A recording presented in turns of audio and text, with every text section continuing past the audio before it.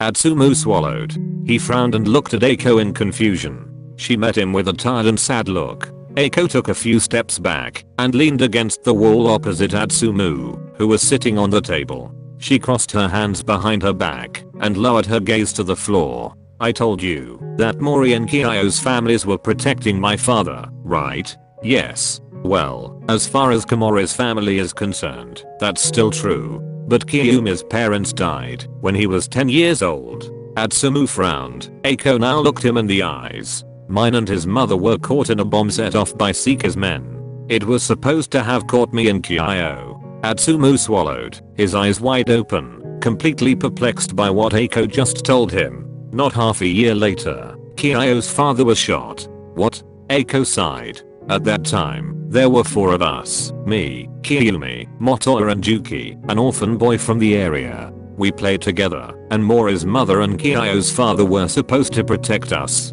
It was again one of Seeker's men who was supposed to hit us, but Kyo's father was able to prevent the worst. Eiko was tense, her voice was calm. In a careless moment, it almost hit Kyo's father, so Kyo ran to him and screamed to draw attention to himself and save his father. Eiko swallowed, but all that only led to Kyo almost getting caught. So his father threw himself in front of Kiyoomi and was shot in front of him. Atsumu took a deep breath, speechless at what Eiko had just told him. His eyebrows were still pressed together. Now Eiko took a deep breath. Kyo had been living with Komori ever since. Some time passed, and we all got better eventually. Yuki and Kiyoomi had a special connection to each other since then. What happened? Eiko sighed and lowered her gaze again. The 4 of us were good friends. Very good friends. I was happy to see that maybe thanks to Yuki, Kyo seemed to be a little happy again. When we were 16, the 2 of them told me and Komori that they were a couple. We were insanely happy, especially because we noticed how happy Kyo was with Yuki. Yuki resembled you very much, Atsumu. Atsumu gulped. For some reason he didn't want to hear that at all. One night Seki and his men managed to break into our main house. It was a terrible battle. We all got separated from each other. I was alone with Kyo and Yuki at some point. Some men were chasing us, and Kyo sent me and Yuki ahead. Kyo wanted to take care of our chasers first. The moment we were out of the house, Yuki grabbed me by the collar, pushed me against a wall, and held a blade to my neck. Atsumu frowned. He was totally captivated by Eiko's story. What we all didn't know was that Yuki had been working for Seki from the very beginning. Atsumu's eyes widened. His lips began to tremble. What? Flashback. 6 years ago. Sakusa managed to overpower the men who followed them. He was out of breath, his body aching from taking a few hits. No one was dead. Sakusa made sure they were all just unconscious. Sakusa huffed and now continued running towards the exit to Yuki and Eiko. When he slammed the door open, it hit him like a slap in the face. Yuki immediately turned to him. He held Eiko tightly and pressed a blade to her neck. Sakusa gulped, his face turning pale. Yuki, what are you doing? Yuki clicked his tongue and threw Sakusa a dirty smile. I finally get my revenge, Kyo. What? Yuki chuckled and squeezed Eiko tighter, making her wince in fright. 10 years ago, it was your shitty parents who made me an orphan. They killed them, Kiyoomi, in front of my eyes. Sakusa's eyes widened. He swallowed. They protected Seki and were finally killed by your parents. I swore to myself that I would avenge them. P protected Seki? Yuki smiled. How do you think Seki and his men got in here? You've been working for him all this time. Yuki pressed his blade a little harder against Eiko's neck, causing a small cut and making her bleed a little now. Eiko sobbed in fear. Yuki, we were all friends? You're also deluded. My only goal was to eliminate you. Kyo darling, after Eiko, you are next. Sakusa winced, tears welling up in his eyes. He felt all dizzy, not realizing what was happening just now. Sakusa grabbed his gun and pointed it at Yuki. He spoke in a deep and husky voice. Let go of Eiko. Sakusa shivered. He loved Yuki. Could he really kill him? Heh, you are really to be despised, Kiyoomi. Sakusa couldn't bring himself to do it. He couldn't get a word past his lips. He couldn't move. Yuki was his best friend, the love of his life. Thanks to him, he could overcome the death of his parents. Thanks to him, he had learned to laugh again. Thanks to him, He had learned to live again. And now he stood in front of him, claiming that everything was just a big lie. Had Yuki never loved him? A tear rolled down Sakusa's face. He looked agonizedly into his beloved's eyes. Yuki smiled. The sight pleased him particularly. Here you stand, Kiyoomi, wanting to have everything under control. But there are some things you just can't control.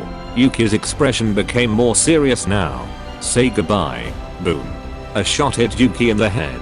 He died instantly. Eiko and Sakusa took a sharp deep breath, shocked by what had just happened. Eiko clasped her hands in front of her mouth and sobbed. Sakusa's legs collapsed under him, tears streaming down his face. Yuki. Eiko's father rushed to the two of them and put his gun back in his jacket. He gave Sakusa a disdainful look and then hurried over to Eiko, whom he immediately took in his arms. Father, what have you done? Kiyoomi. His deep voice made Sakusa tremble. He flinched and looked Eiko's father in the eyes by now. He already knew. It is my fault. Pull yourself together. If you can't protect Eiko, you have no reason to be here. Sakusa's eyes widened. He nodded and then looked back at the dead body of Yuki. In the background, he could hear Eiko arguing with her father, but he didn't listen closely. Everything that attracted his attention was right in front of him. The love of his life. Dead. End of flashback. Atsumu was shaking. His eyes were wide open, his gaze completely lost. A tear rolled down his cheek. He was overwhelmed by the story Eiko had just told him. He had lost everyone he loved. Atsumu whispered. He looked back at Eiko now and noticed that she too had teary eyes. Kiyoomi may be moody, he can be very dismissive, he can also be very cruel, but it's all because deep inside he's scared. Atsumu. We are the only ones left, he has no one else. Atsumu swallowed. His heart was racing. He suddenly felt terribly sick. He flinched when Eiko touched his hand. He hadn't even noticed that she was walking towards him. Even if he doesn't always show it, Atsumu, Kiyoomi likes you. He cares about you a lot. Atsumu swallowed. He would never have assaulted Sakusa like that if he had known that. His sad and panicked look, his quiet voice, everything clashed onto Atsumu. He jumped up and made his way out. Atsumu, I have to talk to him. Atsumu pulled on his hoodie as he rushed outside. The rain was pouring down on him. Atsumu looked up at the sky and let the drops fall onto his face. Omi, where did you go? Atsumu took a deep breath and ran. He had a hunch, but he didn't know. His legs took him to the place that only he and Sakusa knew. Stumbling out from between the branches and trees, Atsumu looked up at the ruin. There were at least 15 meters that he had to climb up. He looked down at his injured hand, moved his fingers, and hissed a little in pain. You better be up there, Omi. Atsumu jumped up the first wall with a lot of speed. He cursed because the climbing was causing him incredible pain. But he didn't care. All he needed now was Sakusa. He pulled himself up to the rooftop with difficulty and discovered a man with black curls and a dark hoodie sitting on the edge wall of the roof. Kiyoomi. Atsumu gasped for air and smiled when he spotted Sakusa. Climbing up gave him the rest. What do you want, Atsu? Atsumu winced. He frowned and put on an annoyed expression. Sakusa sat with his back to him, not turning around either. Atsumu walked over to Sakusa and leaned his butt against the wall. He crossed his arms in front of him and looked at Sakusa sharply. Both of them were completely soaked. How do you do that? How do you know it's me each time? Sakusa chuckled and lowered his gaze to his hands, which were resting on his thighs. You've been heard cursing already from the bottom. Atsumu sighed, smiling mischievously at Sakusa. You had to reopen my wound after all. Sakusa now turned to Atsumu and looked him in the eyes. Atsumu's smile faded at the sight of Sakusa. His eyes were empty. He seemed so lost. A cold shiver ran down Atsumu's spine. I told you not to complain if I hurt you. I'm not complaining at all. Atsumu's voice faded. It hurt him to see Sakusa like this. He swallowed and lowered his gaze. Sakusa looked into the distance again. Atsumu cleared his throat, not really knowing how to begin. Omi. Atsumu looked at Sakusa and sighed. Eiko told me about your parents. Sakusa flinched. He was playing with a blade of grass he had pulled out of the weeds between the walls. The rain pelted down on him, but he didn't seem to care. Sakusa frowned. Guess you can't control everything in life, right, Atsu? A queasy feeling pierced Atsumu's stomach. Wow. He felt really shabby. Eiko told me about Yuki, too. Sakusa's eyes widened in shock. He stopped playing with the blade of grass and suddenly tensed up. His heart was pounding, and he felt hot, panic filling his gaze. Atsumu looked at Sakusa and frowned. Seeing him like this was a rarity. Sakusa swallowed, his eyes still averted from Atsumu. What do you want me to say, Atsu? Nothing. I want to apologize to you, Omi. If I had known what you were going through, I would never have provoked you like that. Sakusa sneered and gave Atsumu a disapproving look. Oh yeah. What would that have changed? I behaved like an asshole. You did. But, what? Are you feeling sorry for me now, Atsumu? Sakusa gave Atsumu a sharp look, his expression serious. Thank you. I can do without that. Omi, you're only human. It's okay to admit your feelings. Grieving, crying, being angry, it's all fine. I can only imagine what it looks like inside you. You have no idea. Sakusa drew his eyebrows together and looked into the distance again. He swallowed to somehow get rid of the lump in his throat. Atsumu looked at him sadly, frowning. Then tell me. Atsumu took a deep breath and walked a bit towards Sakusa. Sakusa turned his head to Atsumu and looked into his desperate eyes. I want to be there for you, to help you when you feel bad. So tell me how you feel, Omi. Silence filled the air. Sakusa snorted and turned away from Atsumu again. He spoke in a low voice. How I feel? I don't even know that myself. How should you feel when you live in constant fear that the people you care about could die at any moment? How should you feel when you lose all the people you love? How are you supposed to feel when you are betrayed like that and still can't get over this person? Omi. A few tears were running down Sakusa's face. Because of the rain, it wasn't particularly visible, but Atsumu noticed from the side that Sakusa's eyes were a little red. His lips quivered. It sucks to lose everyone you love. So you just stop letting people get too close to you. If love only brings pain and suffering, then I don't want to love anymore. The despair was written on Sakusa's face. More tears ran down his face. The rain slowly eased a little. Sakusa winced as he suddenly noticed two arms wrapped around his torso.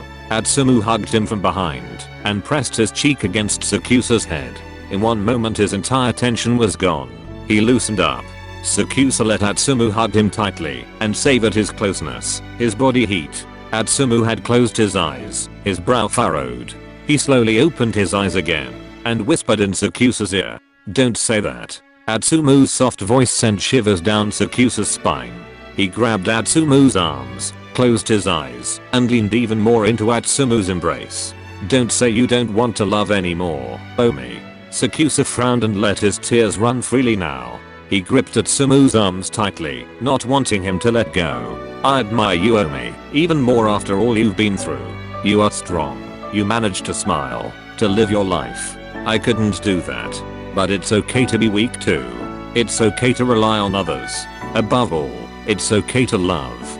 There will always be pain and suffering, but the beautiful moments in life will outweigh them. Sooner or later there will be someone for whom it is all worth it, whom you will love from the bottom of your heart. Then you too will find happiness, Omi. And until then, Atsumu took a deep breath. Until then, let me help you and stay by your side. You are not alone, Omi. Atsu.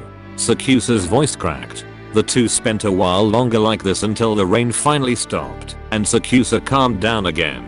He slowly released Atsumu's arms and Atsumu loosened his embrace. He took a few steps back and Sakusa turned to face him, his gaze focused on the blonde boy who was now giving him his warmest smile. Sakusa's heart skipped a beat. Sakusa now had to chuckle a little at the fact that Atsumu was so stubborn. You are a nuisance, Atsu. Better a nuisance than a complete idiot. Atsumu grinned at Sakusa, which made him smile as well. He shook his head. Thank you for everything. Atsumu closed his eyes for a moment and shook his head. It's nothing. Sakusa gave him a weak smile. So, are we going back? I need to get out of these wet clothes. Sakusa nodded. Yes, it's getting cold. Omi, you have to carry me down. Fuck off. You got up by yourself, so you'll get down by yourself. Huh. You opened my wound. Do you know how fucking painful that is? So you are complaining now? Carry me, Omi. Not in 100 years.